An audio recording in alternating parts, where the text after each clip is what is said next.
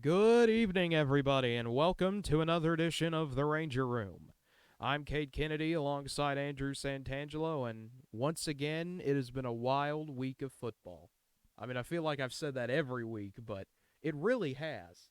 No, without question, it never disappoints. I mean, it really comes out strong. I mean, you have even the games you don't expect to be good have been pretty good. Or the lesser games, two unranked teams have been fun to watch.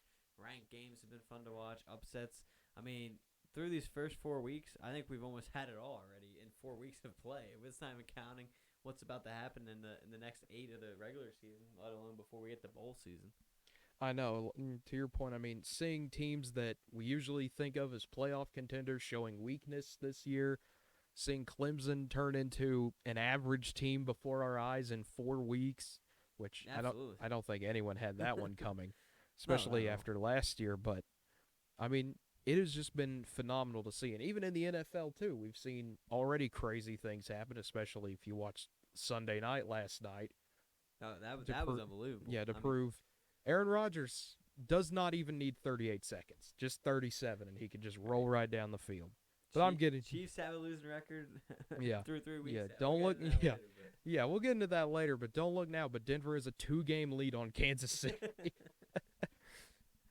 but But starting in college football, the AP Top 25 came out yesterday, and I just kind of want to get your thoughts on it. I mean, we've had pretty much who you thought would stay in the top three. It stays true to form. Alabama 1, Georgia 2, Oregon 3, Penn State moving up to 4, Iowa staying put at 5, Oklahoma moving down to 6, Cincinnati at 7, Arkansas, the big jumper, all the way up to 8 after their big win over Texas A&M. Notre Dame is back in the top 10 at number 9. Florida's now in at 10. Ohio State out of the top 10 for the what feels like the first time in a long, long time. They're at 11.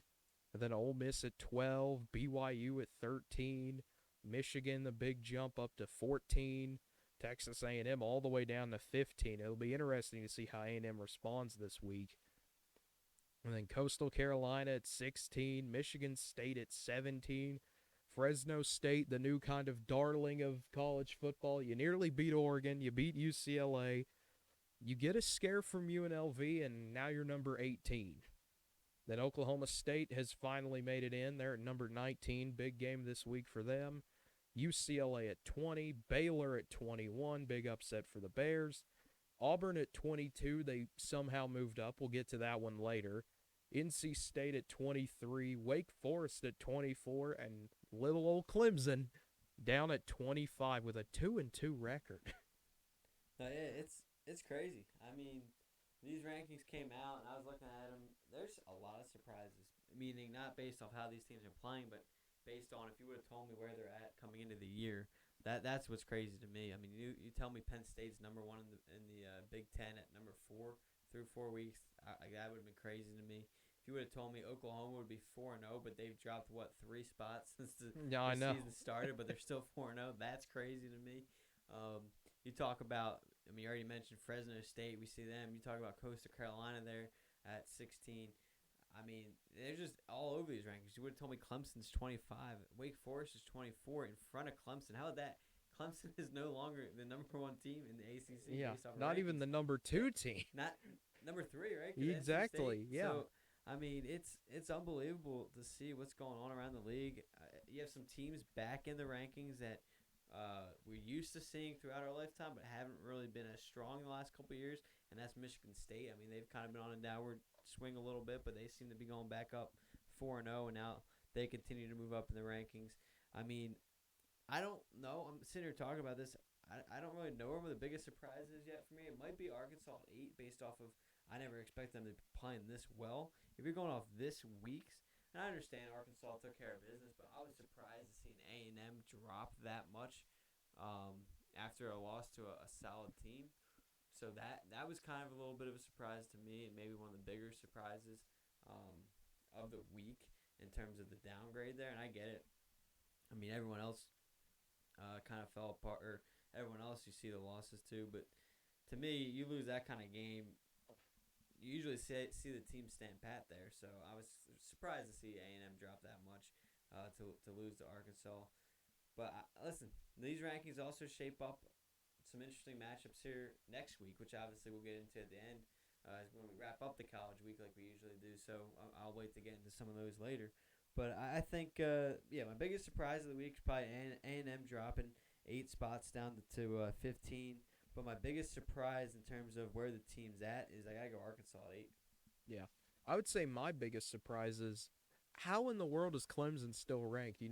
That doesn't feel like a question I should be saying given the last 5 years, but I mean, I really don't like saying this, but Texas has looked more impressive than Clemson has. Why is Texas sitting out here, 7 points away, and Clemson, who has gotten by looking just straight out flat, not really looking good on offense? You scored a few touchdowns this year. I mean, they've not looked great at all. Texas, at least, you can make the argument that they lost to the number 8 team in the country with a quarterback who's no longer starting for them. And then Maryland at also receiving votes. Maryland's 4-0. Maryland's looking solid. They beat West Virginia, who beat Virginia Tech and took Oklahoma down to the wire. Maryland could be a solid team. We'll find out how good Maryland is, though. They get Iowa this week. And, I mean, if they win that, obviously, we got to start talking about the Terrapins. But Yeah. Well, I think a lot of it has to do with name. You get that Clemson name on you. You had very good success here in the past few years, so I think that definitely plays a role in the rankings there as we see. And I think that's why. I mean, how many times have we talked about it? Texas being disappointing after you hear they're back year after year, game after game, after every big win they have. And so I think that has something to do with it. Maryland, I think, again, are they a team you can trust? We don't really know that yet. I will say, though, look at that. Look who's rising in the receiving votes is Boston College. I don't remember seeing them this high in a long time. And they get a matchup with Clemson this weekend. So maybe Boston College finds a way to push Clemson under 500 and get that spot at the 25 mark, which would be interesting to see. I think that looks like that game is going to be home for Clemson, so they do get the benefit of the doubt in that sense. But it's going to be an interesting week, definitely without question. But I see what you're saying. I just think it's the name is what saves them. oh, I absolutely agree. But I think the other big surprise to me is seeing Iowa State, who we heard so much about this year, bringing almost everyone back, feeling like this is their year to finally compete for not only just the Big 12 title, but have national championship hopes. And it's been 4 weeks, and they've gone from 7 to being out of the top 25. Yeah, it's been crazy. I mean, it's not the start they want, obviously, not the start the Big 12 hope for them to get. Again, a team with a lot of hopes, an experienced team coming back, but a team that just hasn't been right. We talked about it when they lost to Iowa. They didn't look all that good there. You barely survived that first week against Northern Iowa, and then you drop your Big 12 opener to Baylor. And I get it was a close game, but I think with everything being said, I don't really think at any point this year. I know they took care of business against UNLV, but I really don't think at any point this year they've lived up to anything close to what they were supposed to be. So, therefore, you get hit with that. And again, I think college is a lot about name there, and I think not being in a bigger conference hurts them in that sense too. Because like we just talked about Clemson, their name. I mean, you can make the case, like you said, Iowa State looks just as good, if not better, than Clemson, or like an SEC team that you see lose who stays in there on the ranking time after time because of their competition. I think that all has a factor to play, and I think with the way the Big 12 has been the last few years, I mean, obviously being down a little bit outside the top couple teams, I think that's hurt the overall outlook on how you can succeed and stuff. Exactly. Now, kind of finally jumping into last week of college football, there were some games you expected to see. Alabama blows out Southern Miss 63-14. Georgia destroys Vanderbilt 62 to nothing. But the first one I want to get to that was kind of a while you were sleeping, this almost happened for a while. Oregon beats Arizona 41 to 19, and you'd look at that and say, okay, well, I mean, that's about what you'd expect from Oregon. But what people probably don't realize about this game, because, like I said, this was at about 12 a.m. Central Time when this was going on. Arizona cut this game to 5. They had all the momentum on their side entering the fourth quarter. It felt like, okay, here comes another edition of Pac-12 After Dark where Arizona looks terrible, to be completely honest, the entire year. And now here they are having the number 3 team on the ropes. But Oregon, once again, they did exactly what they had to do. They survived, they put it away, and they're going to keep on keeping on. Without question, I think you mentioned it. The score was a little bit misleading there for a lot of it. I mean, talk about an Arizona team that comes in 0-3 on the year against a 3-0 Oregon, who obviously has high hopes on the season, who's up top in the rankings. And I think a lot of people expected more from Oregon there, but then all of a sudden they just kind of took care of business. When you talk about having a complete team game, I mean, Oregon's defense puts up 5 interceptions on the day, including a pick six there to fully seal the deal after they've kind of covered. But yeah, it was a 24-19 game there going into the fourth quarter before Oregon really took care of business. So give credit to Oregon for battling there, and maybe they looked down on their opponent a little bit, but in the end they did what they had to do, got a convincing win, and obviously everyone took note of that. But I don't know. I think we're used to seeing the high-powered Oregon offense and stuff, but I think early on, I think the defense has been pretty impressive.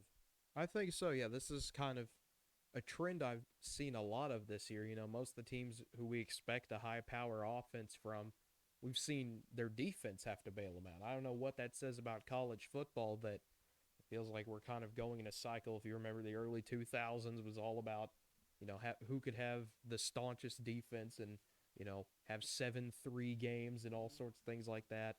Then you see the high powered offenses, and now we're seeing the kind of counter back. Okay, we're going to beat these offenses and we're going to make these defensive games again. Yeah, I think it's a good switch. Like, I think, I know a lot of people love the shootouts and the high-powered offense, but I think, at least in my perspective, I like the switch because it's not like you're getting these complete defense games where it's 0-3 or 7-3 or 10-3. But you're getting these games like this one where it's 24-19. Defense is playing very well, but then you also got points involved too. I'm obviously going to a game I'm familiar with. Again, Oklahoma State game against Boise State. That was weird. Like, you have 21-20 at halftime, and then all of a sudden the defense just takes over. Neither team can score in the second half. But again, it was an offense. You had both offenses. I mean, you talk about 21-20 at halftime. That's a pretty high scoring half. And then all of a sudden you have the defense. So to me, the game's become a lot more balanced. I think it's good overall because you're not getting a complete defensive side of a game, but you're also not getting complete offensive side of a game. So I think for me, I don't know about the average or the number. If you did a poll on it, the averages would come out too. But for me personally, I like this kind of transition. See, I'm the exact opposite. I grew up with, I guess the best way to put it would be when I started watching the Big 12 was the Sam Bradford Oklahoma teams. Okay. So I grew up with, okay, well, we're just going to put 60 on everybody, and that's just how life works. And then 2009 is the exact opposite, where it's, okay, we've got to rely on our defense. And then I guess it's just kind of differences of where we grew up to. You grew up more with the Big Ten style, I guess I'd say, of defense wins championships, and I grew up more with Oklahoma, Texas Tech, the Big 12. You got to score 63 to win a game and hope you don't give up 70. No, yeah, and I see what you're saying. I'll be honest. I've always been weird like that. I've always liked defensive games more than offensive games for some reason. I know Yeah. it's not the traditional opinion, but that goes for all sports. Like, a lot of people want to see a 12-11 baseball game with a lot of home runs. Yeah. I'd much rather watch, in all honesty, a 3-2 game where you have the pitchers battling it out and you have a big hit here and there that comes up with the spot. So for me, I don't know, whatever it is, I've always liked the defensive side of things. Yeah, I think it somewhat has to do with what you grow up with. Yeah. I think, too, is a little bit of it. Because there's some people, older OU fans will be like, no, I want a defensive game because, that's what they grew up with. But, people like me is like, I kind of like putting 50 on people. It feels pretty nice. But speaking of Oklahoma, that's kind of the next game I want to get to. And the real question is, what in the world happened? For me as an OU fan, this was another one of those games where it just felt like I have zero idea what is happening. There are so many questions about this Oklahoma team that we still have no answers to. The main one I would say is the offensive line. I mean, we know what Spencer Rattler can do. We know what the run game can do. We've seen Eric Gray at Tennessee. We've seen Kennedy Brooks before. But this offensive line, I think, is a major problem for Oklahoma. And I know a lot of people are going to blame Rattler, and some of it goes on him, but some of it goes on the offensive line. Some of it goes on Lincoln Riley for just kind of what are we doing? It is 3rd and 1. Why did we run the same play on 3rd and 1 3 different times? It didn't work the first time. It's not going to work this time. Yeah, no, I understand what you're saying. I think, listen, we've talked about it. Oklahoma has shown some holes in their team right now. They've shown some of their vulnerability, like we've talked about a lot of teams have early on in this college season. I think it goes to show, again, the more balance we're starting to see all over the place. And listen, West Virginia, I know they're never like top 10 team in the league, not top 5, whatever, but they've always been a team that plays a lot of teams close. It's always like they're one or two plays away in a lot of games of making a big win or being one or two players away from something. And for whatever reason, they just never can get past that spot. And I think West Virginia is always a team that gets overlooked because we always see them, at least for me as a basketball school, with the old Big East style of basketball. So I think that's part of the reason. But I really don't think, and obviously you want to see Oklahoma play better, but this is a game, and I think we talked about it last week, is we expect it to be close. West Virginia's played some pretty good games this year, and I honestly wasn't too surprised, maybe the way and the fashion it went, but West Virginia's got a solid defense, so I wasn't too surprised to see a close game. But, I mean, obviously Oklahoma getting the win is big there.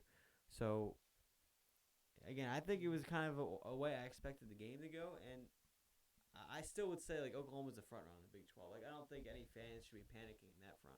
Yeah, I don't think the Big 12 is the big issue right now because for a lot of Oklahoma fans, including myself, the Big 12 is, yes, that's very important, but we're trying to compete on a national stage. And to a lot of the OU fan base, every time we have a game like this, it just kind of feels like another, punch to the gut of, yeah, we're good, but we're not good enough. And when will it ever be good enough? And Well, and that's a good question, but I think that's something. It's all about.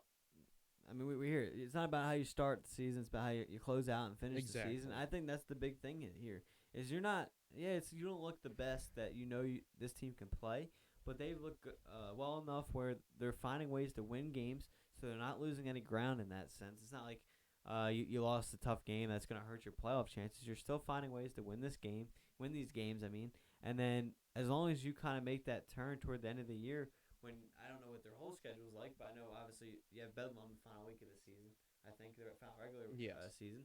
So obviously you'll have a big game in that sense, and I'm sure they have more. I don't know when the game against Texas is. That's in 2 weeks. That'll be October 9th. So I mean, obviously those are going to be two of the tougher games for them. So it'll be interesting to see how they play that out. So I don't know, if they have a bye this week or if they got somebody this week. I'll let you know. But it's going to be very interesting because it's a trip to Manhattan taking on Kansas State. And some of the rumors I've seen, Skylar Thompson might be back.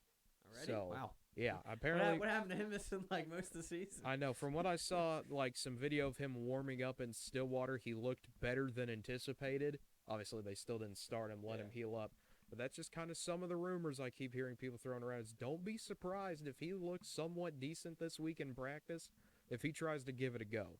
Which is an Oklahoma fan, please don't. This is a guy that has beaten us up the last 2 times we've played him, and it feels like we have no answers for him, despite it feeling like we know what he's going to do. We just don't know how to stop it. Hey, I mean, good for him getting back, and hopefully he does stay on that quick recovery. But I think, I think as long as Oklahoma starts to show improvements here, I mean, it's gonna turn around somewhere, and I think that you'll find out the answer at quarterback and everything. And obviously, there's a lot of drama happening with that sense of what happened this weekend in terms of the booing and everything being said there. That kind of went on the national side of things. And listen, it's becoming a big story, but that's part of sports. I mean, it is. It really is. And maybe I don't know what the difference is, but I mean, you look at, the Alabama's and like they're not sitting there. I mean, you saw them bench a quarterback in the national championship game. Yeah, like that's just the way. I mean, you don't want to see it happen to anybody, but that's the way sports roll. Is you do what's best for the team and what you have to do to go out there and win. And if that means moving on and trying something new, that means trying something new. And you saw it with Texas already this year. So exactly, and I think that's where It's gonna be interesting to see how Lincoln Riley feels about it too. But it's gonna be interesting to see how he feels and what's gonna be the move for them going forward. Because again, like you said, you're surviving these games, but once you get into those bigger games, the Texas, the Oklahoma State, as you mentioned, Kansas State won't be an easy game, especially on the road. What is your trigger? What is the and that's why I'm always interested. And what is the coach's trigger? Like, at what point is it like, okay, it's time? Like, it's time to make that move. And they never really answer that question, but I'm always curious to find out like what Exactly. is. And that's the thing that most people will notice with Oklahoma is it takes them getting beat for them to unleash their full potential. Every year we see them lose one random game, whether it be in late September or early October. Usually you can almost always pin it on Texas or the week before Texas that they were going to lose a random game they shouldn't, and then the entire team's going to be fired up, and then they're going to run through the rest of the season with maybe one or two challenges still. I don't know what happens in that 1 week that causes everything to change, but if they could find that, they absolutely have to find it now, because if they don't, K-State is a losable game. Texas is a losable game. Oklahoma State is. Baylor is. Iowa State is. These are all very competitive teams that are not going to be afraid to challenge Oklahoma. They've done it before. They know they have what it takes. So if you're Oklahoma, you have to be ready. No, especially at this point when you're Oklahoma, you've dominated the Big 12 for how many years now, and you got that target on your back. Exactly. At this point, you're playing the West Virginia, you're playing Baylor, you're playing Kansas State. They have nothing to lose in those games at this point. They have everything to gain, though.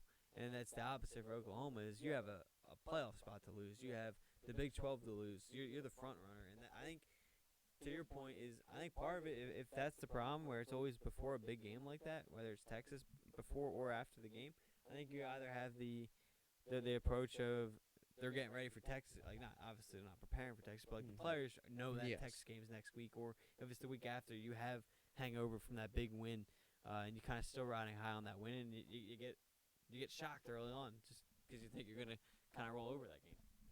Exactly. Now, finally, moving on. As much as I could talk about Oklahoma forever, we do have other games to talk about, and one of them that was really one of the marquee games of the day was Arkansas. Little Arkansas, who most people this year had zero expectations for. It was another one of those, maybe Sam Pittman will get a 5-7 team. That'd be really neat to see Arkansas almost back to where they are. Well, they're way beyond that. They're 4-0. They're now number 8 in the country, and they beat Texas A&M for the first time in, I believe, 9 years. I mean, this is such a monumental win for Arkansas, and it's really good to see them back. Oh, yeah, without question. I mean, it's good for the conference, it's good for the sport, and the big thing here is they keep finding ways to win in different ways. Like you saw the Texas game, they put up a lot of points that game. This game, you're in a defensive battle, and you find a way to win 20-10. Like, I think that's what's impressed me most about Arkansas so far, is it's not like, we talked about a lot of teams having flaws so far early on in their vulnerability. If there's a team that really hasn't showed anything yet, it would be Arkansas, like, surprisingly. Yeah. Because, like, again, they found ways to, if they want to score, they're going to score. If they're going to play defense and win games defensively, they're able to do that as well. And, again, obviously, Texas A&M is in Alabama and Georgia, so is it going to work against those two? We'll find out, obviously, down the road. But I think that's the big thing for me. What surprised me the most is they're able to do it both ways so far this year. Yeah, if you would have told me at the beginning of the year 3 of the most complete-looking teams in college football were Alabama, Georgia, and a third team, I would have believed you. But if you told me that third team was Arkansas, exactly, I would have been like, I don't know about that one. But, I mean, KJ Jefferson, I mean, so much throughout the game on CBS, I kept hearing him getting compared to Cam Newton. That was the main comparison they kept going to, and not to say he looked like him, but the way they use him looks very similar. I mean, he's a quarterback, he's big, he's physical, he's not afraid to run the ball. And, I mean, once he gets downhill, he is very hard to stop. And, I mean, like we said, this Arkansas defense, they just look so good, man. I mean, they shut Texas down most of the game. They are very physical. They're not afraid to hit you. No, not at all. And I think, again, I think they've come into the year with a chip on their shoulder, a team that, like you said, hasn't been up there in the past years. No one really expected them to do anything that much this year, and they've just gone out and done their job this year. And it's been really cool to see them and a nice story to see them kind of back at it this season. And hopefully they continue because I really want a team to challenge Georgia and Alabama up there. And I feel like it's always the case is like who's going to be that team. We always hear Florida, we always hear A&M and all that, and then at some point they've just become disappointing and stuff in that sense. But I mean, obviously Gators played Alabama pretty close this year, but it's a fun ride and it's fun to have a different team rather than just the traditionals. Exactly. And the story behind Arkansas, too. Sam Pittman getting, in his opinion, his dream job. He's always wanted to be the head coach of Arkansas. He finally gets that opportunity. I believe on College Game Day they were telling a story about how they had a quarterback in the transfer portal ready to come, and he said, "I'm sorry, we're sticking with KJ Jefferson. We believe in him when no one else did," and it is absolutely paying off. And sometimes the confidence is huge, and if your coach does that and tells you that, it's gonna give him a ton of confidence. And sometimes it's all it takes. Sometimes that one roadblock and the guy taking the next step is that confidence. And so far, it looks like that's been his answer. Now, moving on to quite possibly my favorite game of the day for specific reasons. Number one, anytime you get NC State in one of these big, weird home games they get at Carter Finley, it's the real house of horrors for the ACC. Florida State always had trouble here. Clemson's had trouble here. It's a big time rivalry game. And this game absolutely delivered. Not in a way you'd expect, not in a high scoring, flashy game that we're used to seeing from these two when, there's an upset potential, but it was a grind out defensive game. Neither team could really establish momentum, and NC State in double overtime off of quite possibly one of the most amazing catches of the year so far. I mean, what else can you say about the Wolfpack? They're the best team in the ACC now, according to the AP poll. No, absolutely. This is a tremendous win for them and a nice way to start their conference play. And we always talk about who's going to be that team to challenge Clemson. Well, right now, you have two teams in front of them. Like, now Clemson's got to be worried about, are they going to make the ACC championship game? Like, are they going to get there? Like, you got to be worried about that now because we always talk about, and this is a game you wouldn't expect. Everyone always talks about, obviously, Miami and everything. Well, we all know that Miami struggles so far. You lose this game. There's going to be a couple teams, I think, that gives Clemson a challenge here at this point because they don't look like they're going to run away with any games. And that's where we're at on Clemson. But to this game, I mean, this is the game I like. This is the game I want. You have a back and forth 7-7 game or whatever, and then you kind of get to that overtime and draw there. But, I mean, if you want to say anything about Clemson in terms of positivity, able to bow back, hold NC State to 0 in the fourth quarter, score there to tie it and get it to overtime. Obviously not the outlook you wanted, but I think this starts with offense. I mentioned it we mentioned it last week. Is their struggles offensively has to be the biggest concern. I mean, I know Georgia's obviously got a good team, but you only put up 3 in that week. The games we've seen in the last few weeks, again, have been not a lot.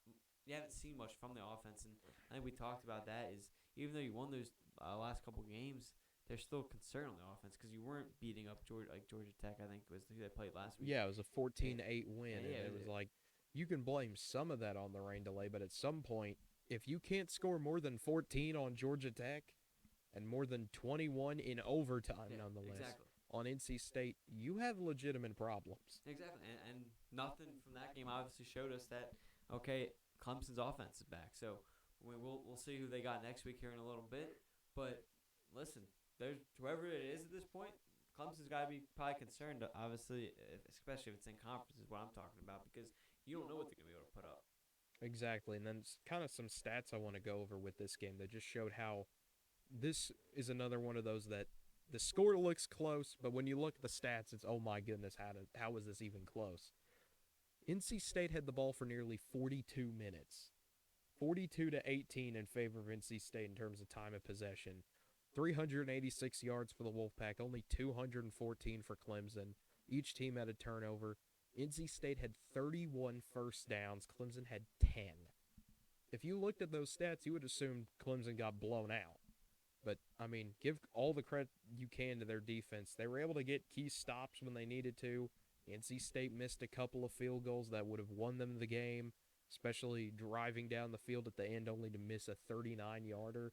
It felt like history was repeating itself. Clemson's going to get away again, but credit to NC State, they did not let it happen this time. They finally had Clemson pinned and finished them. No, exactly. And good for NC State, and it pushes them back in the rankings. I'm sure it's been a little while. I don't know the last time they were in the rankings, but this is one that program needed, and great to see. Great to see again. I like the underdog stories here. Then one of the big games of the day that I don't think really anyone expected to end this way. 41-13, Notre Dame blows out Wisconsin and gets 31 points in the fourth quarter, and most of it the offense didn't even have to do anything for Notre Dame with a third-string quarterback in. No, and we've been talking about it for 3 weeks now. Is we need to see something from Notre Dame.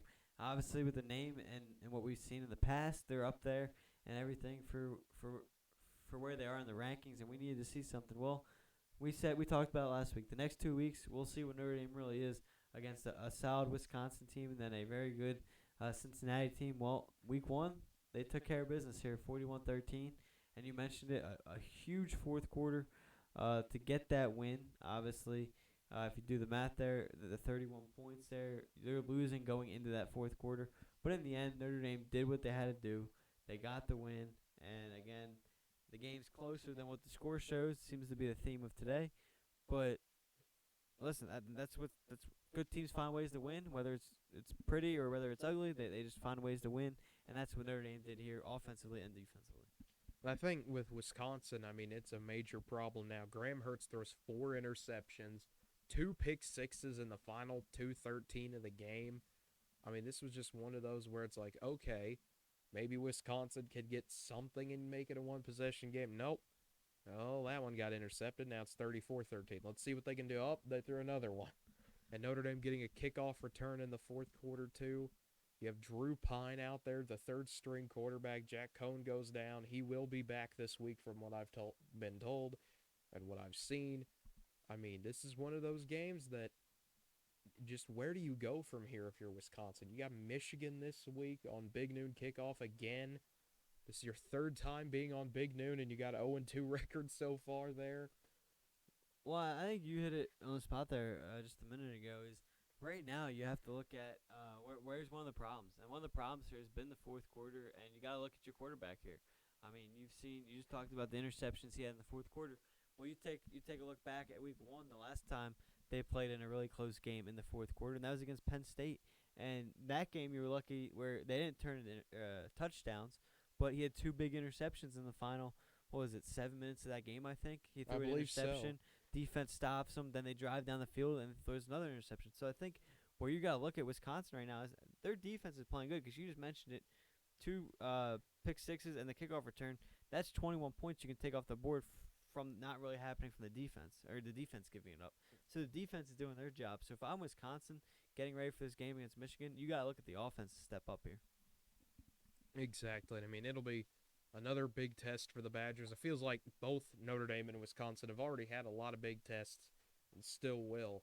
But another team getting a test today was Iowa, or not today, but I'm sure they got tested in practice today. But Iowa State and Baylor, I mean, this was one of those games that most people would think Iowa State would pull off, but Baylor always seems to do this. They have 1 or 2 games every year where they catch someone napping, they get up double digits.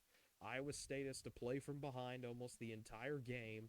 Once we get to the start of the second quarter, you get a big kickoff return by good old Treston Ebner, and that really put the game away. It doesn't seem like it should have put the game away mid-third quarter, but it really did. Iowa State did not threaten a whole lot until late in the game. There was some questionable play calling, I think, towards the end where they're trying to run the entire clock down, and it was just like, you have 3 timeouts. Please use one. There are 5 seconds left, it feels like. Yeah. Where it's like, okay, I guess we'll just see.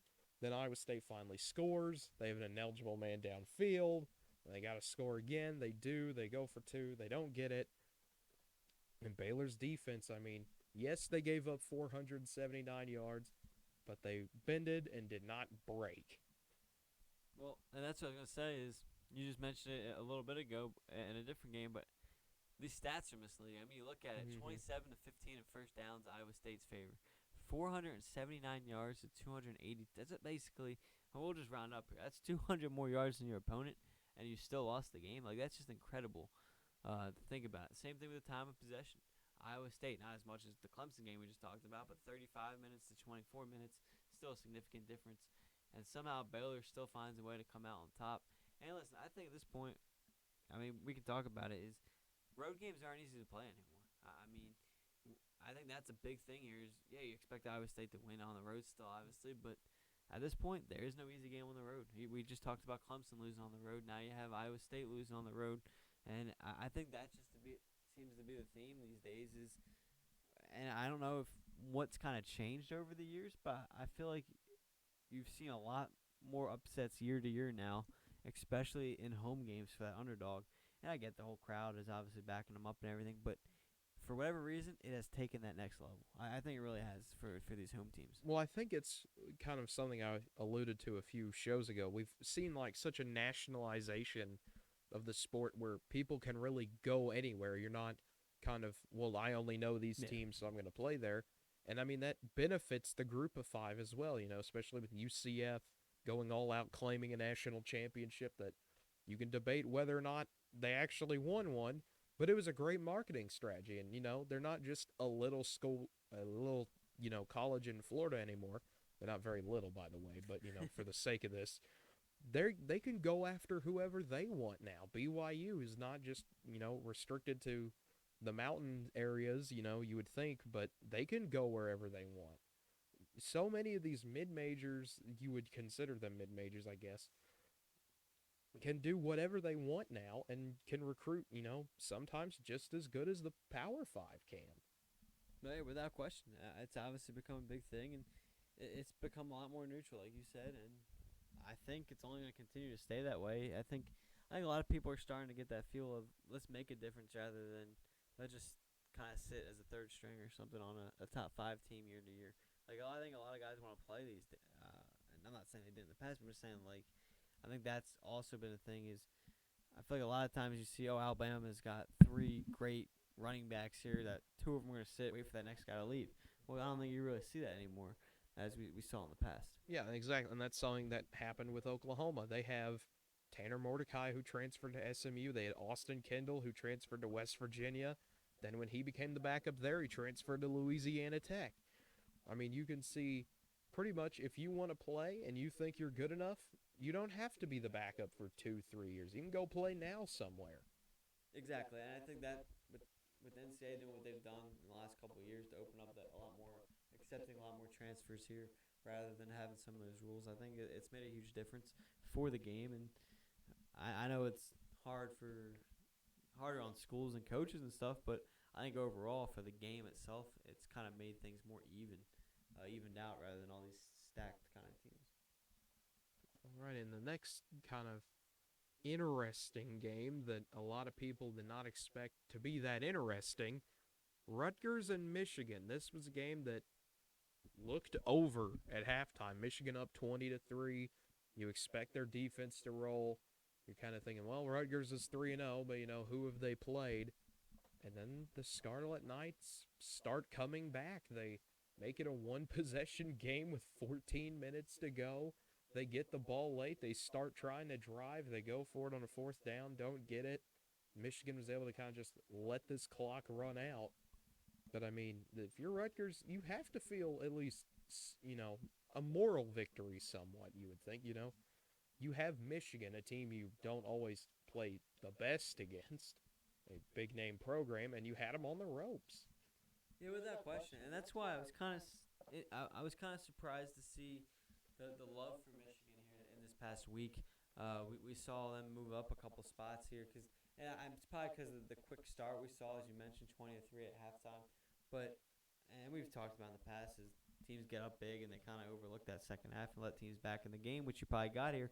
But when we talk about other teams dropping in the rankings when they struggle, I mean, to only beat Rutgers by 7, I mean, like you said, very shocking to see. You would expect more from Michigan, I think, especially with the high expectations with what's going on there. And I mean, obviously, hopefully Michigan can keep winning and make that big game against Ohio State, whenever that is, obviously, a lot more entertaining. But Michigan's got problems right now too, and I know they're finding ways to win, but they keep jumping up in the rankings, and I don't know. I'm not sold on them yet, and this game kind of has me hesitant as well because again, I know stats are only stats, but I mean Rutgers outgained them on the ground or in the yardage. They outgained them in first downs.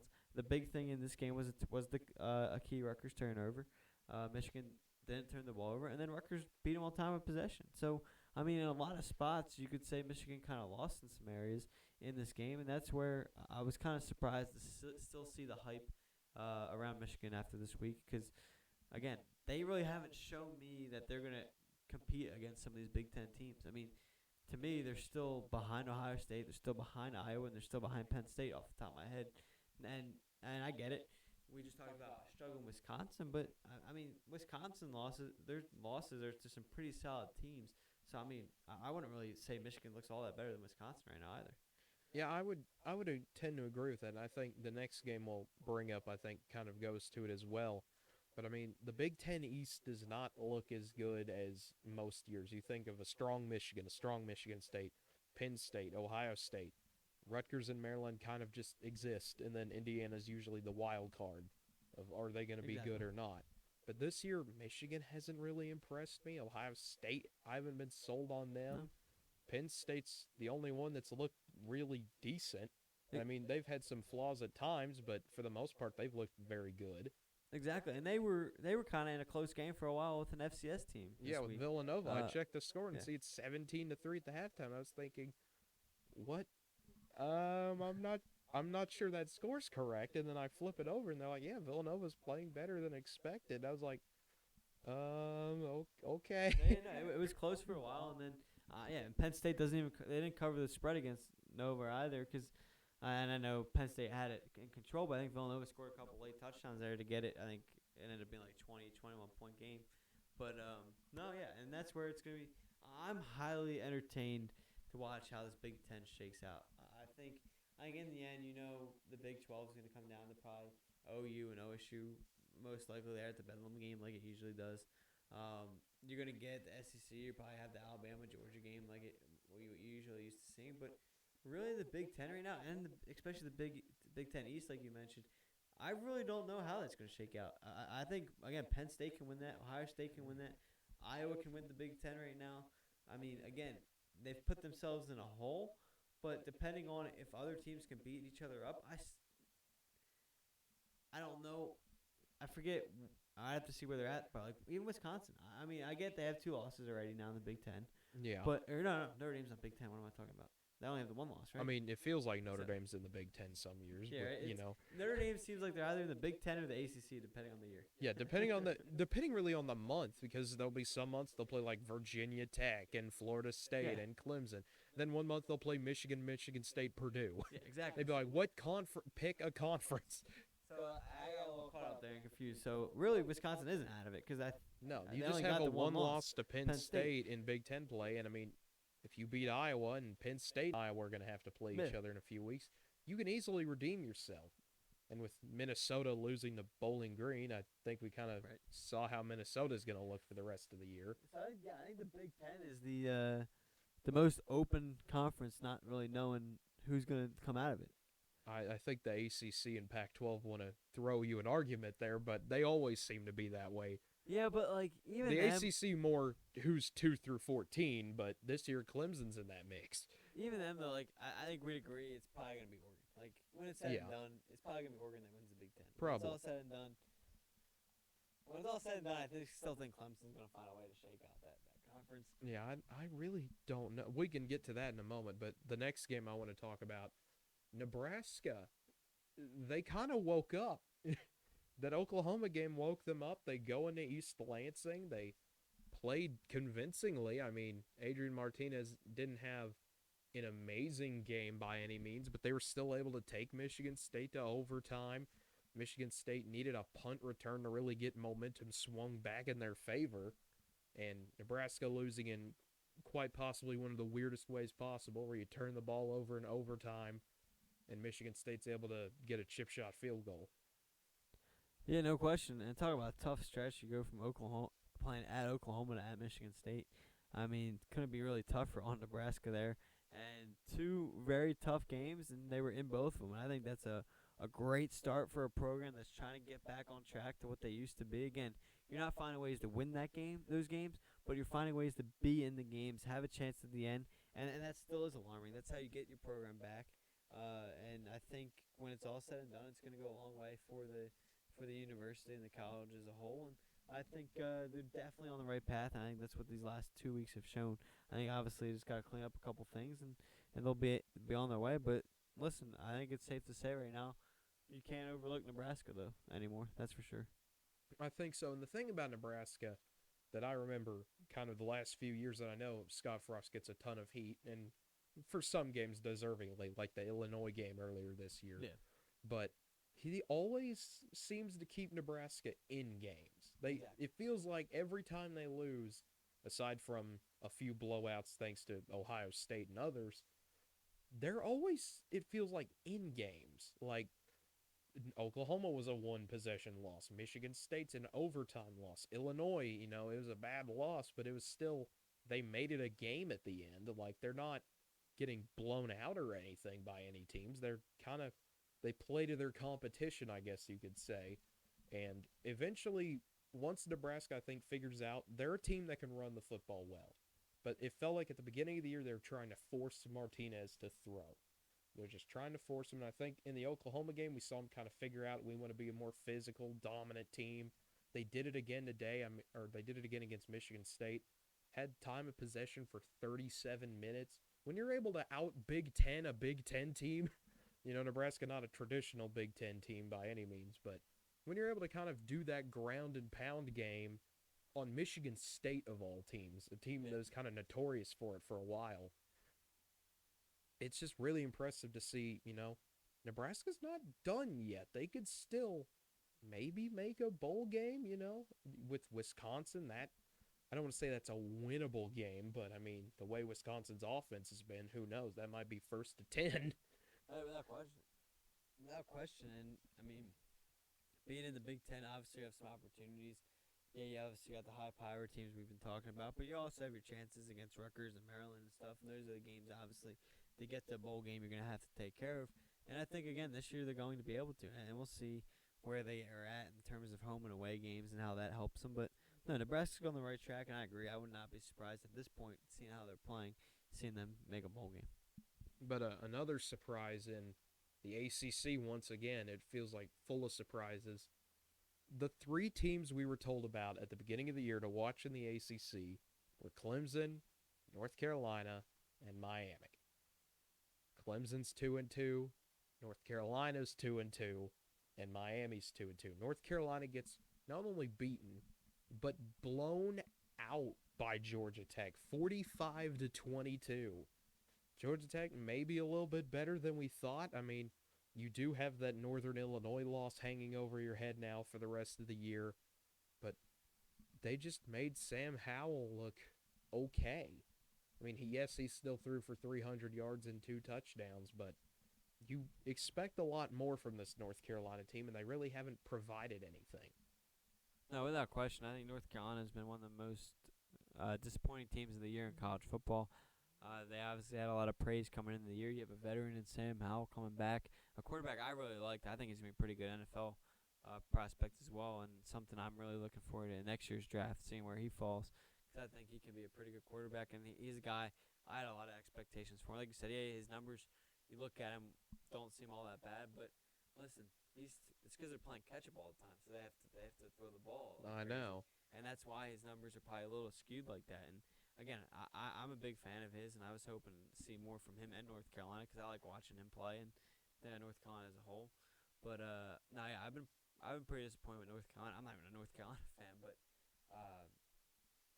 I think that has been one of the more surprises of the year. Obviously, outside of Clemson, it is North Carolina, and we saw them struggle in the opening week against Virginia Tech, and I think they came back with a couple wins, but then you come out in this game, and it's one thing to lose a road game to Georgia Tech. Obviously, they play teams tough, but in this fashion where, I mean, you really weren't. I mean, this game was pretty much out of hand early.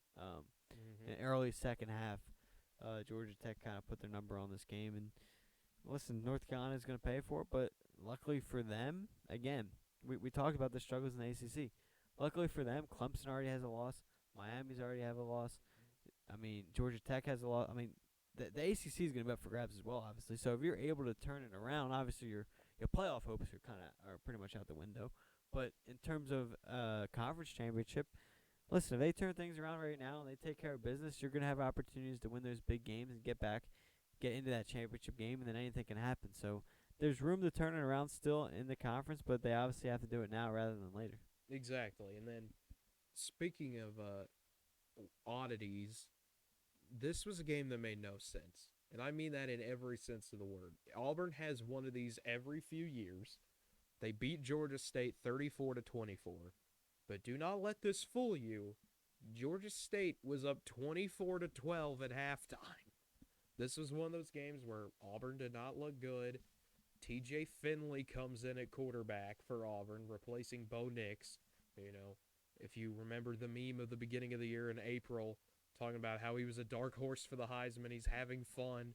If you remember that kind of quote, I can't remember who said that, but here he is getting benched for playing not really that good against Georgia State of all people. I mean, yes, Georgia State had that big upset against Tennessee a few years ago, but I mean, and also Auburn moving up one ranking for this. I don't understand that either. I don't really think Auburn's that great of a team this year, you know. This is one of those games where it took until the final minute for Auburn to pull away on kind of some controversy where they have a pass where maybe the ball hits the ground on a 40-yard gain. Maybe it didn't. I'm not going to say if it did or not, but Auburn got the break, scores, and then they get a pick six to make it look like nothing ever happened. Yeah, and even 10 points is I mean, when you see that, obviously they were in a battle against Penn State, I think, last week, and Penn State obviously came away with that, and maybe Auburn had a little bit of a tough battle there and a hangover from that game, playing that game close, and obviously a lot of battles going on there in between the lines. And then you come out here this week, you start slow, but you find a way to get the job done. I agree with you, though. I mean, you have teams beating Clemson, and they're not able to jump Auburn here, which is interesting to see because Auburn goes up. So I'm 100% with you on that front. It is surprising to see that, but I mean, I think everybody in the world has said it by now. Is we all know how they feel about those SEC teams. Yeah, I guess we do. And, you know, just kind of the one final thing here. It is weird, and you mentioned it with Penn State beating Auburn, how a team can go from nearly beating Penn State in a whiteout to nearly losing at home to Georgia State and having a complete disaster of a game. That's the beauty of sports. I mean, it's not – I mean, obviously, yeah, the obvious ones, like, yeah, Alabama's pretty tough. But, like, yes, pretty much outside of a couple teams, it's a week-to-week game. It really is. Okay, this team's going to just take care of business every day, every game. It's outside of those top couple teams, you don't know what you're going to get out of them. And we already talked about Oklahoma. A top 3, or was it top 4 coming into the year? I think it was 3. Well, I think Oklahoma at one point was 2. I'm pretty sure they were preseason 2. Top 2 team, and we talk about the struggles we've seen from them, and they're finding ways to win games. I think so, and I do find it kind of funny. Oklahoma, in every week so far, they've been 2, 3, 4, 5, and 6. There you go. They're just kind of bouncing around from position to position, trying to find a permanent home. Well, for your sanity, hopefully that changes next week. I mean, if they could get up to 1 somehow and stop going backwards and start going forwards, that'd help a lot. But that would require an immense amount of chaos that I don't think is possible for 1 week.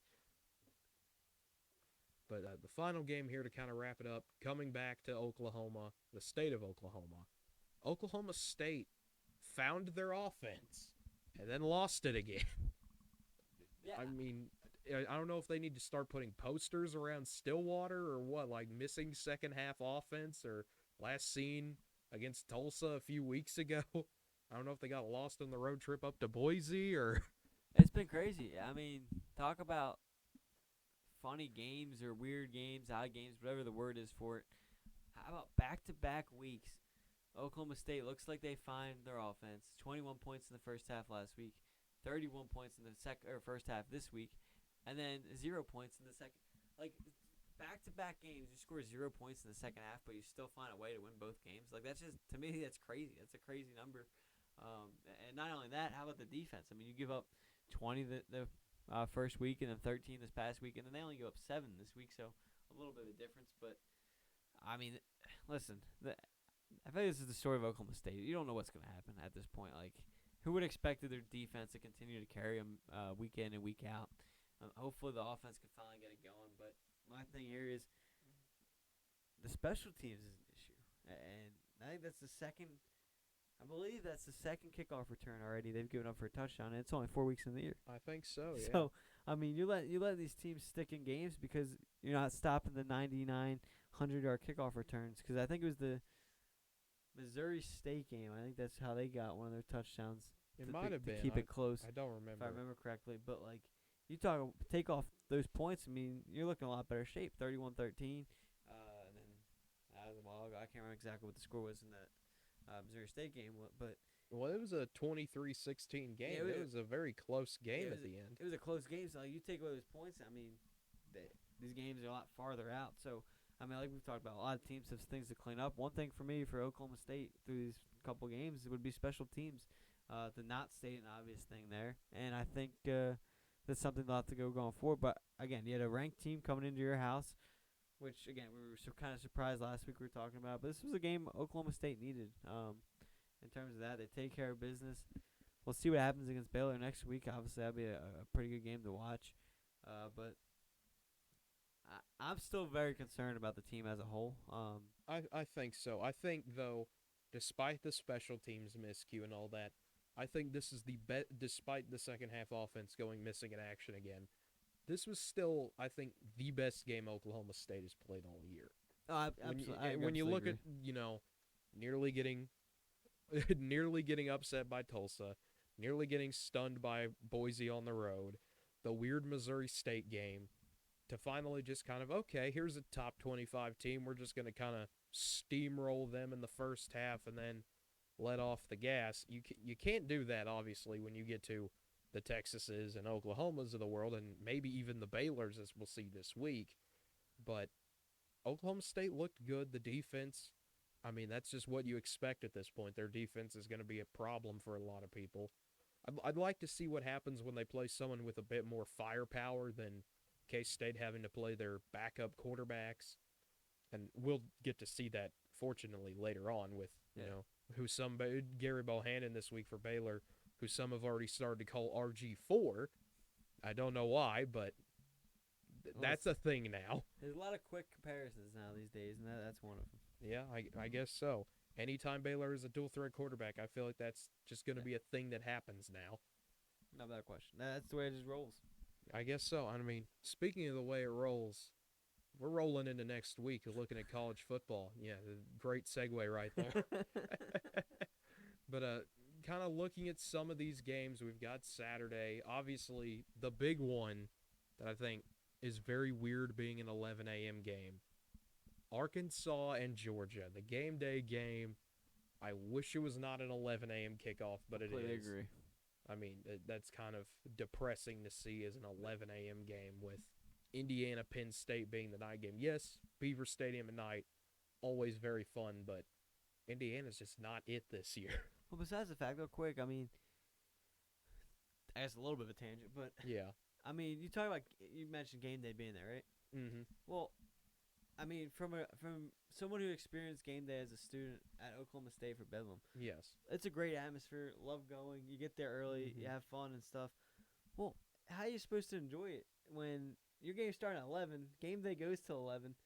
I'm not missing the start of that game to go to game day. I mean, exactly. As much as I love game day, it's always crazy to me when they put game day, the game for game day at 11 a.m. because you lose so many people. Like, I know. You're not gonna I'm someone who used to get to Oklahoma State games early, and a crowd like Georgia, of course, is gonna get there early too, because students is all general admission. It's first one there. You get their seats, so you're gonna lose all those students trying to get to the games and stuff. I mean, that's what seems crazy to me when they put those games. That kind of reminds me of the big noon kickoff thing too.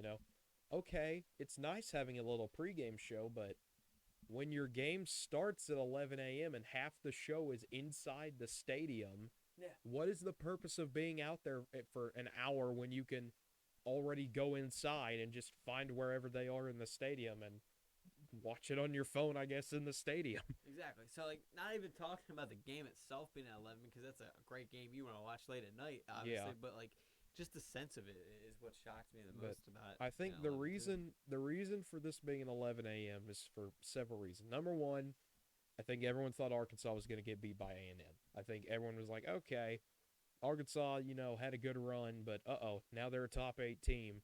I think the other reason why is we got a big one on CBS. Ole Miss, Alabama, the two from what I've seen Heisman front runners right now. Matt Corral. I mean, looking at the little article we have here, he's the Heisman Trophy favorite now over Bryce Young. These are number one versus number two in the Heisman Trophy going at it in Tuscaloosa. It'll be an amazing atmosphere there, as it always is. You've got Cincinnati and Notre Dame at 1:30 on NBC, which, I mean, if you're Notre Dame, I mean, I understand the 1:30 kickoff, but I would think you'd want this one later in the day, not sandwiched in between the two big SEC games. You've got, I mean, Michigan, Wisconsin at big noon. Who knows what will happen in Camp Randall? That place is always very intimidating. Oh yeah, without question. And then kind of some interesting ones. I want to see how they respond. I mean, Oklahoma, Kansas State, 2:30 on Fox. Oregon, Stanford, 2:30. If you're Oregon, you looked solid against Arizona in the fourth quarter. Can you keep that up now against Stanford, who was hungry for an upset last week, didn't get it against UCLA? I think another one that'll be a little bit entertaining for a while. Ohio State goes to Rutgers. Now, I know you're probably thinking, well, it's Rutgers, but I mean, as we talked about, they had Michigan on the ropes late in the game. Ohio State's not looked the best this year. Granted, they put 59 on Akron, but at the same time, it's Akron. No, without question. And I think it's. I mean, you're getting to the point where with Ohio State too is. I think it's a trap game almost. You're home again, or you're on the road against Rutgers, and you got Maryland the following week. That is a game you have to be careful with, especially being on the road. I'm with you. I think it's a game. It's gonna be one of those games. The way I see it playing out is, I think you're gonna have a very close battle at halftime. I think it's gonna be one of those. Okay, is this it's an upset alert kind of game Yeah. at halftime. But then I think the second half is you're really gonna get the Ohio State kind of take over that game. Is the way I kind of see it. I think if I'm picking an upset alert game, I actually got two or three I want to get to, and they're all at night. Thankfully, I think the night game slate will be a little bit better than we thought, but kind of some ones to think about. Auburn going to LSU. That's a coin flip game. That is always a coin flip game. 8 o'clock, Tiger Stadium, Baton Rouge at night. One of the most insane atmospheres in football. Auburn, we don't know who their quarterback is. Is it Bo Nix? Is it TJ Finley? Who's LSU's quarterback? Is it still Max Johnson? Probably. I don't think they have any backup, but if you've seen them this year, you probably maybe want one. Right. That'll be a fun game. Boston College coming to Clemson. Clemson being relegated to ACC Network. It does not feel right seeing them on ACC Network and not playing an FCS team. No, without question. I think that's the crazy part you're starting to see here with that is these teams get when you're struggling, they're not afraid to flip you off a channel. That's for sure. That's true. And I'll let you finish your games here. But that's one of them. And keep in mind, Boston College nearly beat Clemson last year in Death Valley. No, let's see. I'm interested to see what the line is on that. But honestly, like, there's nothing here that says like Clemson's gonna like that. Clemson's a 16-point favorite. Me. Like, there's nothing here that goes, okay, let's chalk this in as a win for Clemson. Like, yeah, I get it. You're supposed to coming in the year and everything, but like the way their offense is playing, like I honestly don't see them winning this game by 16 points. Like, and to have, I mean, I don't know. This is a surprising thing to see for me, and I mean, and I know Clemson probably has played tougher teams than Boston College has, but I mean, you look at points per game, 41 for Boston College per game, and okay, they play Colgate, Massachusetts, Temple, and I mean Missouri's not a bad win. They looked good last week against Missouri. I watched a little bit about that game. They have their backup quarterback, Jerkovic, who we remember from last year being this kind of gutsy guy who could take nearly any hit and get back up. He got injured, but the BC running attack was so good to watch. It was just a simple run up the middle. We're going to get our cuts. We're going to keep this very simple, keep it in front of us. And if they can do that and kind of bully Clemson like NC State was able to, I mean, who knows what's going to happen? We might see a 3-loss Clemson Well, already this year. no, without question. And you talk about it. How about me? We've been talking about a lot of old school stuff today. Look at this. And you bring up the rushing game. Per game, they're only averaging 200 passing yards per game, but 221. Since when in this day and age do you see a team averaging more rushing yards than passing yards? I It's know. become such a passing game, it seems like. And, I mean, that's what Boston College is going to have to do, control the game, control the clock there. And I think this team's going to go – this is a real upset chance. And I really believe this is one we could be talking about next Monday about Clemson getting upset, in all honesty. I think so too. And this will be another one that I think people need to take notice of that I'm not really seeing a lot of people talk about, and for good reason. It's a game that no one is going to watch on FS1, but Western Kentucky at Michigan State. I think Western Kentucky is for real. They have a great quarterback with one of the best last names. You got a quarterback named Zappy, and he throws it a lot, and he is not afraid to just chuck it all over the field. It's something you don't expect from Michigan State. You know, if you're Michigan State, Bailey Zappi, he's already thrown for 1,200 yards this year and 13 touchdowns.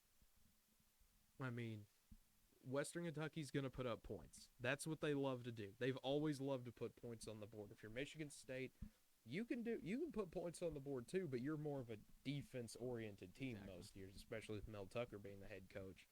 So I think it'll be a good challenge. Western Kentucky, I mean, they nearly beat Indiana last week. Granted, Indiana's not the same, but that's still a pretty good measuring stick. And I mean, it's the Hilltoppers.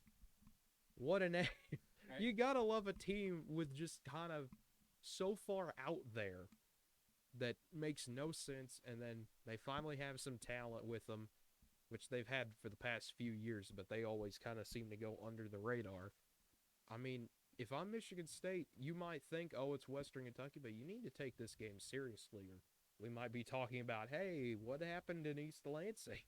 No, absolutely. I agree with you. And it's going to be interesting to see how this game plays out in terms of everything. But, no, Western Kentucky, I mean, they're able to throw the ball. They have the difference there, 420 yards to 80 rushing yards per game, is just unbelievable. But we'll see how it shakes out. Yeah, and another one that I think people need to watch out for is kind of a similar thing, is Mississippi State goes to Texas A&M. Texas A&M, you're still trying to get your offense figured out with a backup quarterback. And Mississippi State, it's a Mike Leach team. They're not afraid to throw the ball wherever they want to. Granted, they did not look that great against LSU, but, I mean, who knows? Who really knows with A&M this year? To me, they're just, without Haynes King at quarterback, they're just such a hit-or-miss team. We've seen it the past few weeks. They look bad against Colorado, then they look okay against New Mexico, then they look bad against Arkansas. Do they look good this week? Do they continue to look bad? You really can never know when you have a backup quarterback. I know, that's where it's going to be interesting, is when do they find that rhythm? It'll happen here soon, but it's a matter of which game it will be.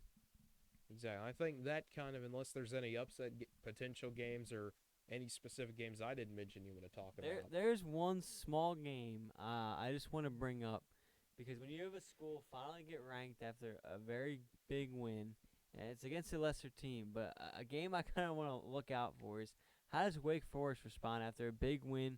They get on that ranking margin, and now you go up against the Louisville team. You're at home, so I would expect Wake Forest to kind of win that game there, but I want to count Louisville out here. And I mean, I know people look at 24th ranked team isn't much of an upset, but you're going on the road here against a team that's coming off a high win, 4-0 in the year. I think this could be one of the games we talk about next week when it's final. I think it's one of those, I mean, looking here at Louisville, their last game of the 2020 season, they blew out Wake Forest at home. Yep. I mean, that's kind of something to think about. This Wake Forest offense looks really good.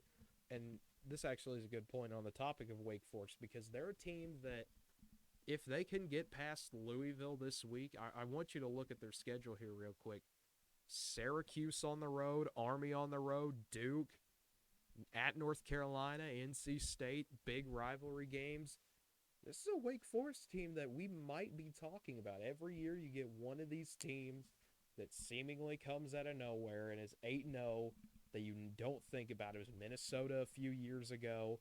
It was Indiana last year. They seem to come from the Big Ten for some reason, but maybe it's the ACC's turn. Finally, ACC Yeah. and somebody else coming up on the upper S. Yeah. All it took was Clemson losing 2 games. But if you're able to find a way to win this weekend, you should take care of Syracuse and Army and Duke. UNC's a trap game with how much they've struggled. We'll see where they're at there in a few weeks like that on the road in North Carolina. That's a trap game there. And then you obviously, we already talked about NC State beating Clemson. Then you go against Clemson. But again, Boston College, we'll see what they do against Clemson here. But that's a trap game for your final. Imagine the hype around that game. If you're Wake Forest, you have a chance to clinch a playoff spot. And you're going up against a Boston College team that looks like they're starting to turn the corner a little bit. Yeah. That's going to be one of those undervalued, underrated games there at the end of the year. Exactly. And I mean, that's the thing about the ACC this year is it's so full of surprises. We honestly have no idea who will win it for the first time in a long time. And I mean, we get to see all these other teams stake their claim. Hey, look at us. We're good. Pay attention to us. And I mean, you should. I mean, there's still good teams. NC State, Wake Forest, Boston College, North Carolina can be good on the right day. Florida State cannot. They're 0-4. Their worst start since the 70s. I really do not know what is going on over there. Yeah, they have lots and lots to figure out. We'll see when it happens. Will it happen is kind of a better question. I don't. Not this year, yeah, but not this year. It will sometime. Yeah, eventually. It might be 20 years from now, and they might still be thinking about how to get out. But it will be a fun week of college football for sure. But it was also a fun week for the NFL. It always seems to be. And, I mean, let's just jump into starting with the Thursday night game. Sam Darnold and the Carolina Panthers. Now, granted, they were playing at Houston, but a 24-9 win, another solid pickup for the Panthers. Yeah, honestly, and with the Panthers team, I don't really care who they're really playing because to see Sam Darnold start to do what he's doing, I think that honestly shows a lot about the Jets and where the Jets are at. I mean, Darnold had a lot of hype coming around him coming out of college. We talked about the weapons he has on that team with the Panthers and Matt Rule being obviously fantastic coach with Baylor there when he gets a shot at the NFL. Now they got this team rolling a little bit. I think, obviously, I'm not sitting here saying Darnold's the next greatest quarterback of the NFL, but I think his potential is going to start to come out a little bit this season. And I think with the weapons and the team they put around him, they could go a long way. I mean, it's obviously a shame they lose their starting running back and probably the best running back in the league. And Christian McCaffrey, he's probably going to be out a week or two, if not more. I think it was a hamstring injury. Correct me if I'm wrong. I think it was, but yeah. We'll see how that happens. And now they're probably going to turn to a rookie that go over there, Oklahoma State guy, and Chuba Hubbard. I think he'll take the starting reins because they lost the guy that played really well for McCaffrey last year, and Mike Davis to Atlanta this year. So I'm interested to see what that Carolina team does. Now, again, you lose that lead back that really helps that quarterback kind of gain confidence and momentum in games. So we'll see what happens there. But this Carolina team is a team that you kind of got to keep an eye on. Exactly. And then kind of running down the list here, Buffalo had a little bit of a scare from the football team in the first half, but the Bills able to put that away. Josh Allen, he turned on MVP mode. He really did yesterday.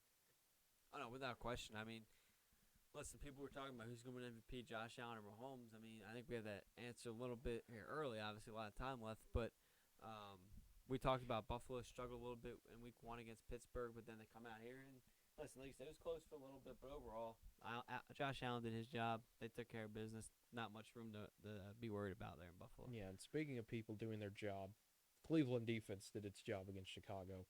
I remember if I remember this stat correctly, I believe it was their best defensive performance since joining the NFL in the 50s, holding Chicago to practically, I think it was, I want to say 57 or 67 yards the entire game. I mean, Justin Fields was not able to do a whole lot. It was one of those very odd games where, okay, what is really happening here? I don't know. 47 yards. Okay, yeah. It was lower than I thought. And what's crazy about it is, and that's where, yes, Fields ends up throwing for 68, but with all with the sack yardage and everything and all the stuff that subtracts it. The net yards. He had 1 yard. 1 yard passing, or 1 yard total for Chicago Bears passing there in that game. Yeah. They have a lot of things to figure out there in Chicago. I don't know how much longer they can run with Matt Nagy out there, but I really I'm surprised don't know. he's still there, to be honest. I'm surprised he hasn't been run out of town or thrown off Soldier Field yet. Listen, he arguably. Listen, I'm not saying Mitch Trubisky would have been a top tier quarterback, but I think he ruined his chances really as a starting quarterback there in the NFL. Obviously, now he's a backup at Buffalo, so he's kind of already lost his starting spot there. So Chicago's in a tough spot. Historic team is struggling big time, and I don't know when they're going to get out of it. I really don't know either. I don't know if they just need to accept mediocrity as kind of the future for a while, especially in that NFC North where Minnesota's getting it together. Green Bay is still Green Bay. You're still going to beat Detroit. I mean, that's a given, but you're just kind of – I mean, I don't mean to say this for Chicago, but you kind of have to accept being the third team in the North right now. At least.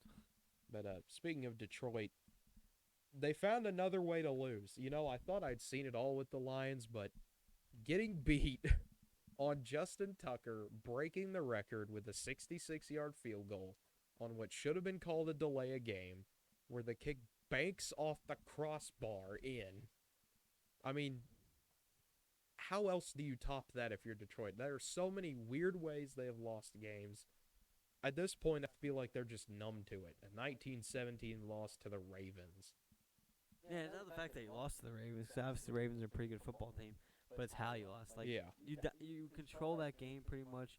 You're up. You have the lead. You have a chance to win, and history is made with a 66-yard field goal. I know. And not only and also it would have been one thing to see the ball just barely get over it and kind of clear the upright or whatever. Mm-hmm. But you see it hit and when something hits that front upright, it usually goes forward, and it's usually no good. My favorite shot was the crowd. You see all the fans cheering. The Baltimore fans are cheering because they know it's about to bank in, and the Detroit fans are cheering because they think it's about to bank out. Yeah. So everyone's like, "Yes, we won."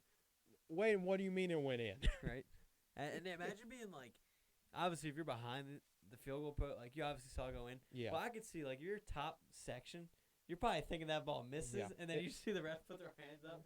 If you're in the upper deck, you were probably very confused. Or the angle, I think that would have been one of the worst is if you were to the side. Yeah. If you're even with the field goal post and you see it bounce off and you see it you don't really see where it goes after hitting, and so you're did it go straight up in the air or did it go in? Or obviously losing a playoff game is worse, but which feel hitting the post is worse? That one, or if you remember the Bears one a few years ago? The double doink. Yeah. Oh God, I really don't know. I think anytime you lose on a field goal, anytime you lose on a bank shot field goal, something has gone horribly wrong.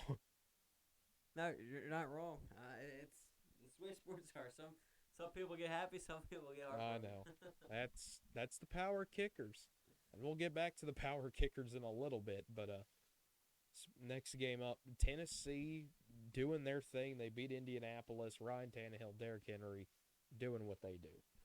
Yeah, absolutely. They pretty much control this game the whole way. And Derrick Henry, after pretty much an historic day with the multiple touchdowns, close to maybe even went over 200 yards the week before, follows that up with a 113-yard performance. Come back, beat Seattle last week, and then you hold on, beat a division opponent this week.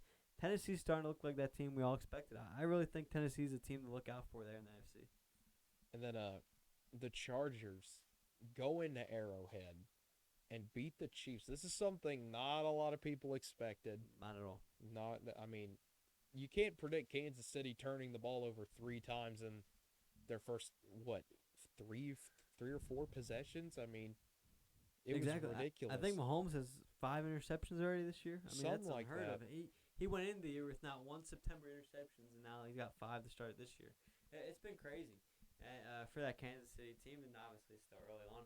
And, great to hear the coach is all right, and Andy Reid, I saw he was released from the hospital earlier today. So he's doing better at least. We'll see what kind of happens further on with that and see how much that affects the team. But best wishes out to him and his family. Exactly. But, again, I think this was an incredible game by Justin Herbert to find a way to win this game.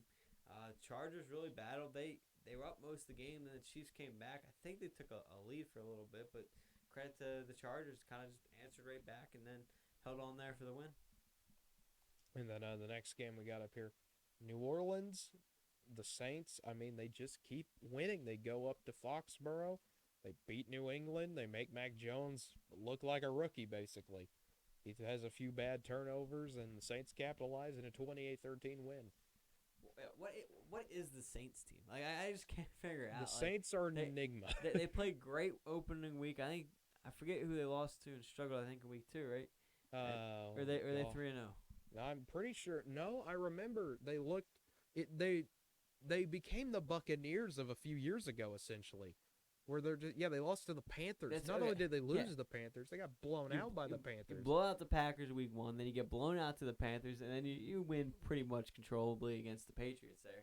So that's what I'm trying to figure out is what is the Saints team like? And I get it, Jameis Winston's usually not a consistent quarterback, but you're getting that from him right and now. With the Giants and football team the next 2 weeks, do you keep flipping a coin and just win one, lose one, win one, lose one, or no? The next 2 are pretty bad teams. They'll take care of. Never underestimate Jameis Winston's ability to throw that is interceptions. fair. That is fair, James. That is a fair point right there. But speaking of the Giants, man, what are the Giants? I mean, you get beat by Atlanta in what feels like is going to be a matchup of 2 of the worst teams in the NFL at the end of the year, and I mean, I really don't know what happened here.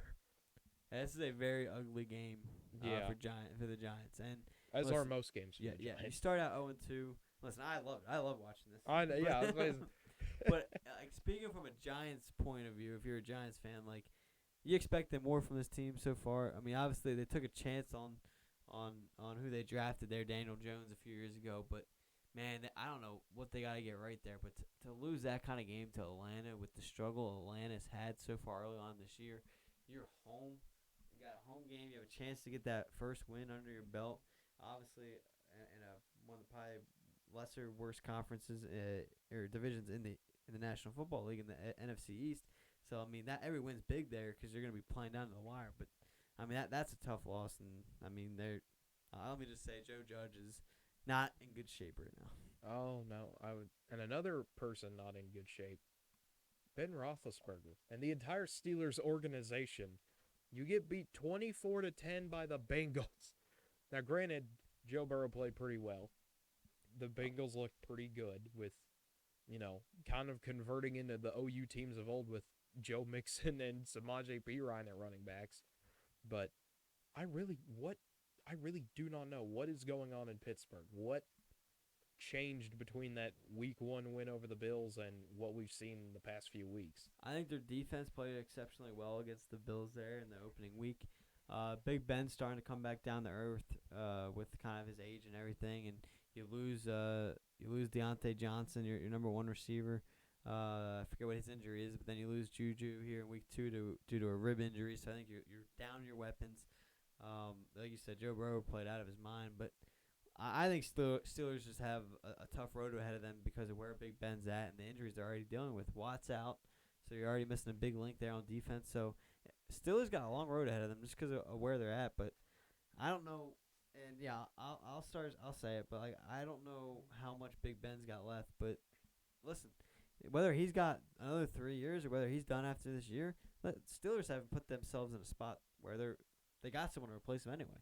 So like Big Ben's the guy for the foreseeable future. Yeah, like I keep hearing, like, especially when I talk to some of my friends, like, oh, Mason Rudolph's not going to be the guy. Listen, I love Mason Rudolph, watching him at OSU. He was obviously great, but I mean, he's had his chances to show what he's worth. To me, he's Landry Jones in disguise. I mean, I feel like if you took his helmet off, it'd be Landry Jones somehow.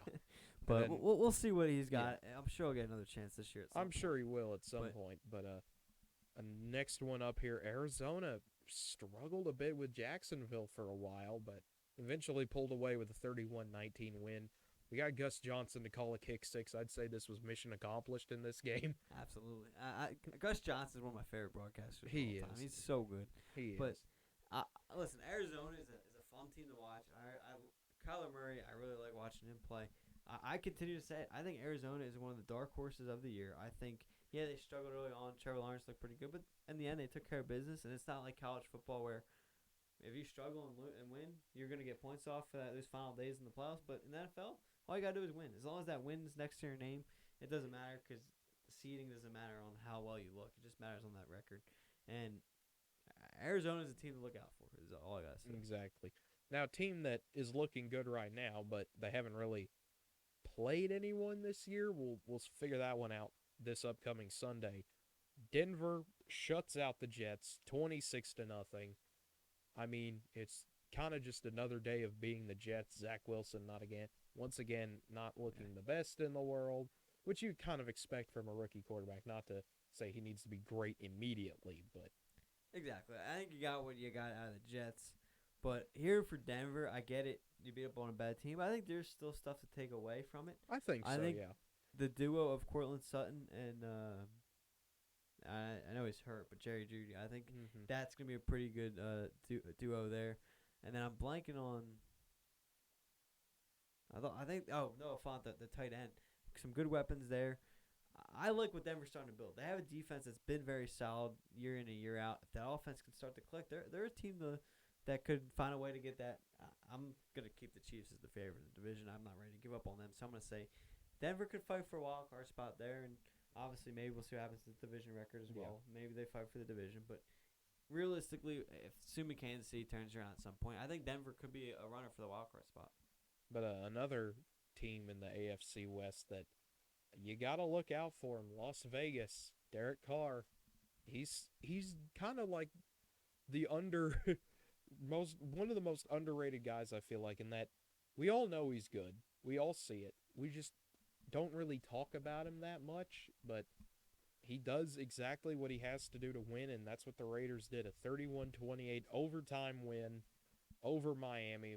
No Tua Tagovailoa for the Dolphins. It was Jacoby Brissett. Gave an extremely valiant effort, and I really think we need to see the Raiders and Dolphins play each other for a 17-game season. At the last two times we've gotten them, we've gotten some of the most entertaining games of the year. Absolutely. I think to your point about Derek Carr, he's highly underrated and undervalued, and he's a guy that I think is similar to a quarterback we're going to talk about in the next game we're talking about it. And yeah, because of the teams he's been playing on and the kind of trajectory of his teams, he doesn't get the recognitions of the Tom Brady's and the Aaron Rodgers because they usually kind of just miss the playoffs and stuff or whatever. But I think Carr is a good quarterback. I think he has this team right where they want. Again, a team that's kind of built this team up. They got a lot of weapons now. The defense is going to be there. And now they got guys in Henry Ruggs. They got Waller as well. So this team's on the right path as well. Them and Denver are going to be very interesting to see how they play throughout the whole year.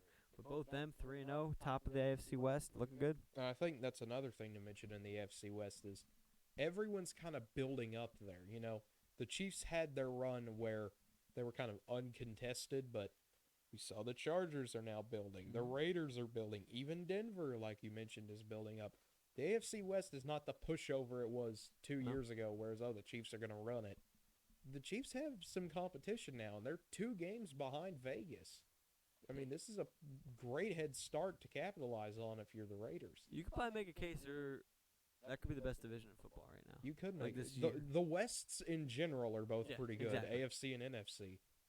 Just need all them to play each other in like a little conference, and whoever wins that gets to play a combination of whoever in the playoffs, it feels like. And speaking of the West that we have been talking about, the Rams, the LA Rams, beating up on Tampa Bay. Yes, Tom Brady throws for 432, but the Buccaneers had their struggles. Yeah, and I think a lot of it has to do with Matt Stafford. I mean, yes. Finally give him a team, a defense, weapons around him, a coach. I mean, I think you're really starting to see the Matt Stafford that we all thought was underrated. I mean, everyone says he's a stat patter, he's got those, but I mean, in reality, I think, yeah, obviously he had Calvin Johnson, but like he's never was on that next level team. I think he's finally on that, and I think this went to show that. I mean, listen, this is gonna be a fun year for if you're a Rams fan. I think they could go a long way as well, but I mean, listen, you gained a big game here by beating Tampa Bay, a team that everyone I think sees as one of the favorites in that division. Lost and got upset on the road, which we'll get here in the next game. But big time win there for Matt Stafford and the Rams. But I mean, if you're Buccaneers wise, Tom Brady still threw for his 400 yards. He's obviously still looking fine, and I mean, they got nothing to worry about. Just one loss in their season. Yeah, and then the next game up here, Minnesota beating Seattle 30-17. This is one I did not expect. I expected the Vikings to be competitive, being at home, but I didn't expect them to actually pull this one out. I thought this was going to be another close but no cigar win, but I thought it was gonna be a close game until Dalvin Cook rolled out. yep. You won this game by double digits, multiple possession game without your best player, and I think that's what was unbelievable about it. And I mean, we saw Kirk Cousins have some success in the past there with Washington when he was there, but Cousins is off to a great start to the year. I mean, got to give credit where credit's due. I know, I mean, people look at him up and down in reality, but credit where credit's due, and he's come out, played well. But yeah, this was the most surprising game for me on the week 3 schedule in the NFL. Exactly. And then the Sunday night game delivered once again. I mean, Aaron Rodgers, what can you even say about him at this point? 30-28, Green Bay defeats San Francisco. You give him 37 seconds and think you can hold off. Nope. Still going to get downfield. Crosby's still going to hit a field goal. Yeah, absolutely. And I think, and people laugh when I say this. I'll say it now because I truly believe it. But yes, Tom Brady's got the most accolades, obviously, and he'll be considered the GOAT in that sense. Yes. But I think Aaron Rodgers is a more talented quarterback than Tom Brady. Like, I think Aaron Rodgers is the most talented quarterback of our lifetime in the sense of pure skill, Yeah, escapability, passing ability. But obviously, Brady's got the accolades to get him moving. Yeah, Brady has the trophies, but Rodgers he's had a lot more plays where you just kind of see it and be like, no human being should be able to do that. I mean, how many Hail Marys has it felt like where every time Rodgers throws it up, most quarterbacks you'll be like, okay, I hope this goes. But with him, he's like, yeah, someone's probably going to catch that one. Yeah. And if you give Rodgers some of those defenses Brady played with back in the early 2000s, Rodgers would have some of those Super Bowls as well. Exactly. Now, real quickly, 8 minutes until the game starts, Monday Night Football, Philadelphia heads to Dallas. Being an Eagles fan, you got the hat on today. What would you say is the main key kind of give me some keys to the game here, especially for the Eagles?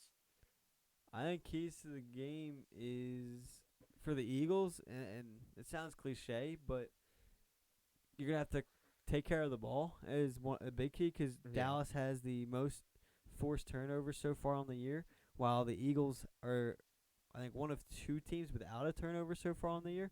So obviously the Eagles have to maintain that.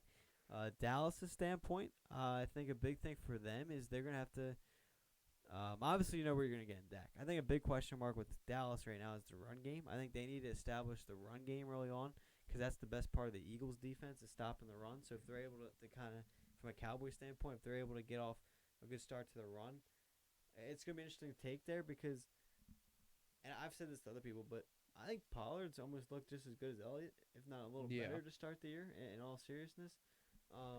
So it'll be interesting to see how they work those 2 backs here this afternoon. I don't know what the exact ruling was on. I know Amari Cooper, I think, was questionable. I think he was dealing with rib injuries, so I forget. I didn't honestly see if he was in or out, but obviously that could be a big loss for Dak if he's not able to go. But it's going to be an interesting game. I think that's the big thing for the Eagles' standpoint is another key for the Eagles is it looks here from at least the injury report I see from ESPN for the Cowboys, it looks like they will have Cooper tonight. So, Dak's got one of his probably best target back and everything. So that's obviously a relief for them. I think this is going to come down to the lines. I think you have to control the line. I think whatever line in terms of both defensive and offensive line is going to be the team that comes out and wins this game. Eagles are missing a guy on the a starter on the offensive line. I think the Cowboys are as well, so you're going to have backup on both sides of the ball there. So I think that's what it's going to come down to is who can control the line better. Because, again, I think the run game is going to be big for both teams. I think so, too. I mean, this is one of those games that one of the biggest questions I had this year was, would Dallas's defense show up? And I think so far they haven't. They've been forcing turnovers. Yes, you gave up 31 to Tampa Bay. A lot of people are going to give up 30-something to Tampa Bay. But I mean, to me, if you're the Eagles, like you said, I mean, you've got to establish yourself in this game, and you've got to early. I mean, it's a rivalry game. You're in Arlington. You're in Jerry World. Yeah. You got to establish yourself. And I think if the Eagles can do what I think they can do, Jalen Hurts, great dual threat quarterback. I'm gonna be a little bit biased being an Oklahoma guy. That's fine. I'll tell you. Yeah, I know you'll take it, but I think Hurts can be the real deal, and this is one of those games where he'll show up tonight. I'm going to take the Eagles in this one personally. I think they've got it locked down tonight. I understand Dallas is going to be hyped up, but I'm just still not sold on Dallas yet. No, I mean I'm not either, and that's the fun part about the NFC East is Yeah. you really don't have a You a don't team know that's gonna until control whoever that. wins the division, Yeah, and basically.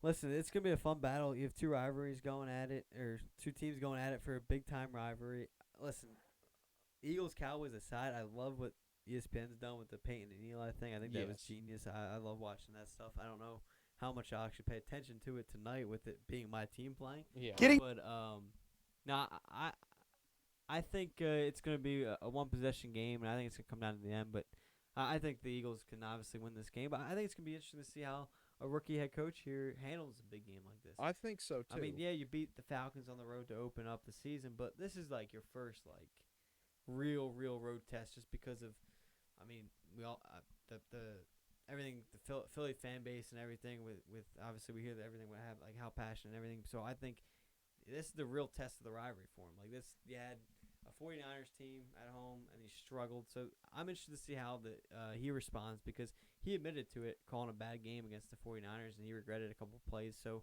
I'm interested to see if that was talk for the media or if that was actually him taking accountability and seeing how he adjusts this game. But give me the Eagles as well. Yeah, I mean, this will be fun. Another thing that I just saw looking at the injury report, I think this is just kind of an oddity. I pray this does not happen tonight, but both teams are missing their backup quarterback. The Cowboys will not have Will Greer. The Eagles will not have Minshew. That's just kind of something interesting I saw looking at the injury report earlier today.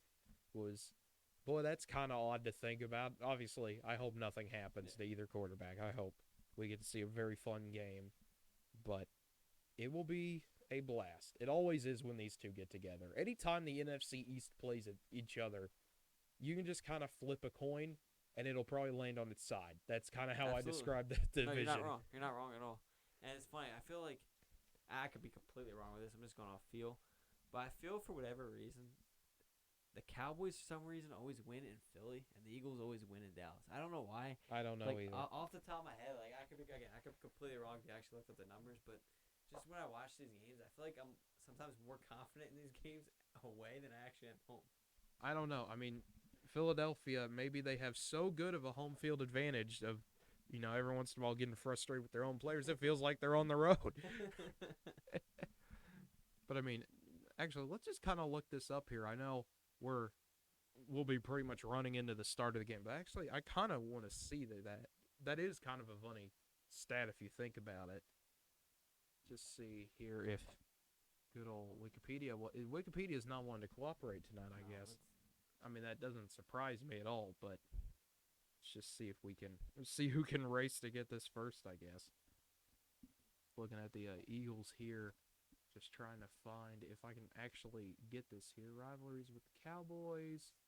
I mean, it's a very historic rivalry. You got the Bounty Bowl games that happened a long time ago that some older fans still probably remember.